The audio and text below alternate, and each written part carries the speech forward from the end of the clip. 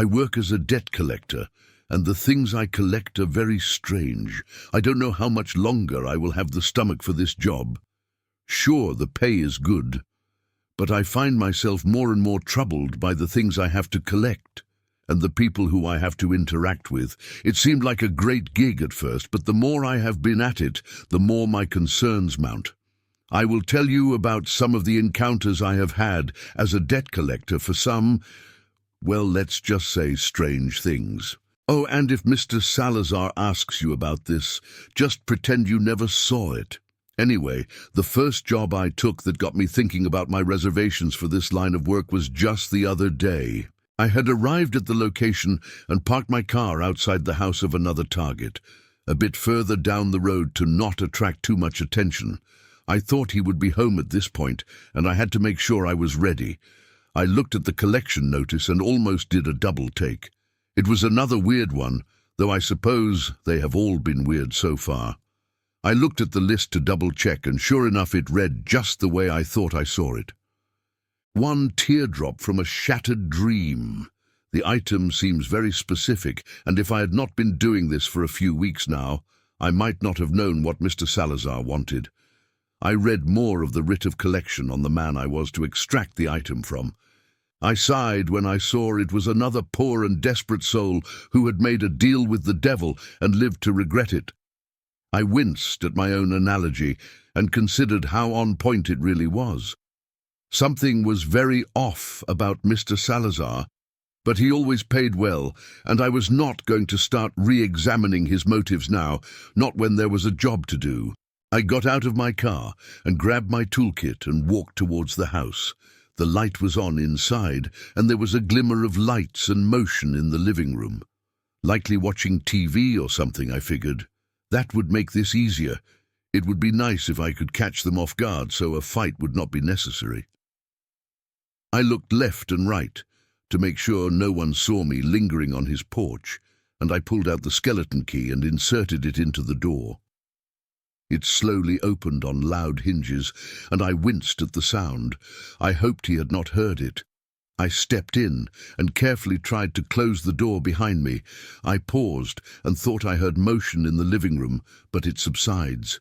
He might just be shifting in a chair or something. I walked slowly to the living room, and sure enough, there he was. Scott Bergman, client of Mr. Salazar and delinquent on an outstanding debt. It never seems to have actual monetary values printed on these collection writs. Only the name, the failure to pay, and the strange item that is to be collected. I took a breath and reached into my coat pocket to produce my Beretta. It might be overkill in this situation, but a lot of the people I have visited so far have had firearms of their own, and I have been shot at enough in the last few weeks to not take any chances. I stepped into the living room, and my footsteps are masked by the loud volume of the TV, showing some college football game. As the sound dies down after a big play on screen, I clear my throat loudly and say, "Hello, Mr. Bergman. Who is winning?" He whipped around to see who was in his house and nearly fell out of his chair. I thought he was about to reach for something when I stepped forward to ensure the sight of my pistol was fully visible. He froze, and I took a step and requested that he, "Please sit down. I'm just here to talk for a bit and inquire about what is owed."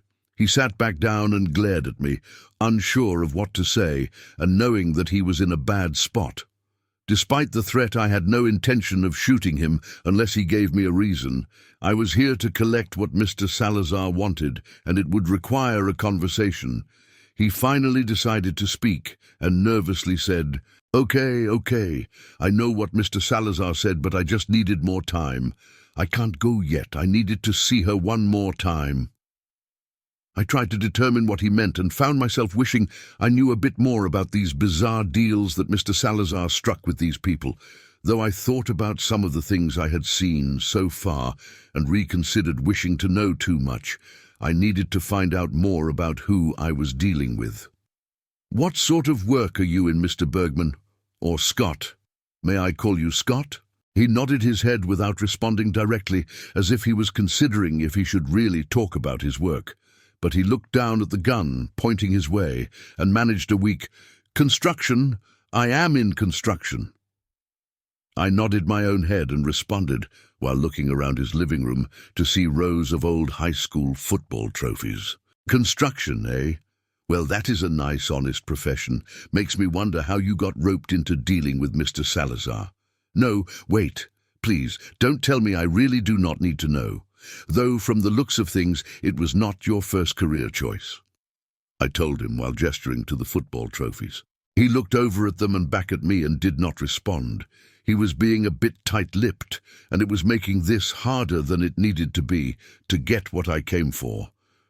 I kept the gun trained on him and set my case down on the ground and reached for the tuner. The tuner was what I called the strange oblong crystal that Mr. Salazar gave me. I did not like to use it every time since it gave me a killer headache afterwards, but I was breaking and entering and did not want to linger here for too long in case someone saw me here and things got messy.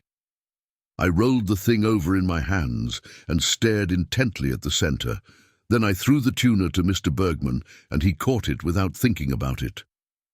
Good catch. You did play college ball, didn't you? I told him as I saw the refracting light washing over his face in the hypnotic pattern it always did.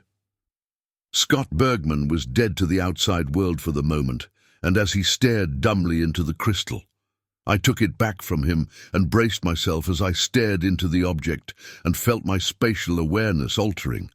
I saw training, drills, formations and calling plays, throwing, catching, running and everything over and over again. This guy had been a quarterback. I continued looking on and saw a pretty girl. He spoke to her at lunch. He walked her home almost every day. They shared a kiss under the high school bleachers.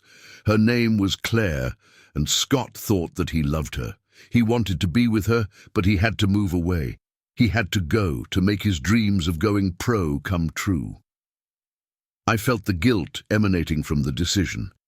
I saw the tears, the heartfelt appeal and the breakup. Then I saw the injury, followed by depression, then academic failure, the lost hope of what he wanted most in life, and I knew I had what I had come for. I felt bad forcing this man to relive those painful moments, but I tried to steel myself against it. I knew some of his story, but not all of it. I am sure if I looked deeper, I would see something less appealing and sympathetic. At least, that is what I always told myself. I covered the crystal and snapped my fingers, and Scott came back to his senses. He cried out and then remembered where he was and put his hands up before getting out of his chair. He asked again, "Please, what do you want?" "I have nothing left to give. Just tell Salazar I can find a way to repay him without going. Please." I braced myself for the worst part and spoke again. "Now, Scott, I want to believe you, but I know you. I know you are lying to me and to yourself, just like you did when you said that you would let her go and find her again when you were an NFL star. That's what you told Claire, wasn't it?" His eyes widened, and I could tell he could not believe I had known that. I saw a flare of anger cross his features, and I cocked the hammer on the Beretta to cool things down and keep him from making any dumb decisions. Before he could respond with the inevitable, "How did you know?" I cut him off and spoke first. "You said it would be worth it. You told her you had to try and follow your dream. Your dream was to be a star. Hers was just to be with you. You have achieved something impressive. Most people can only shatter their own dreams, but you managed to destroy two for the price of one. Every day you think to yourself, what if? What if I had just stayed? Would she still be here? Well, no one can really know the answer, but you wanted to know. You wanted to see. Now there is a price to be paid." I saw tears welling in his eyes, and the pain underneath was difficult to look at. I found myself wishing I was just here to break his legs and take his wallet. Breaking a spirit is so much worse. I stepped forward and he flinched back, but I grabbed his head and put a small vial up to his right eye and collected the teardrop from the painful reminiscence of a man's shattered dream. I stepped back and the man broke down and wept openly. He continued crying softly and apologizing to the memory of his lost love, even as I turned and left the house. His tortured mind, too preoccupied with the past to even regard my own departure. I closed the door and walked back to my car, clutching my head in pain. That damn thing always gave me the worst headaches. I tried to focus on my own discomfort to not think about what I made that man go through. I had no idea what Mr. Salazar would do with this grim trophy, but after this one I felt worse than I normally did. I tried to banish the guilt and drove away from the house and towards my employer. At least someone would be happy today.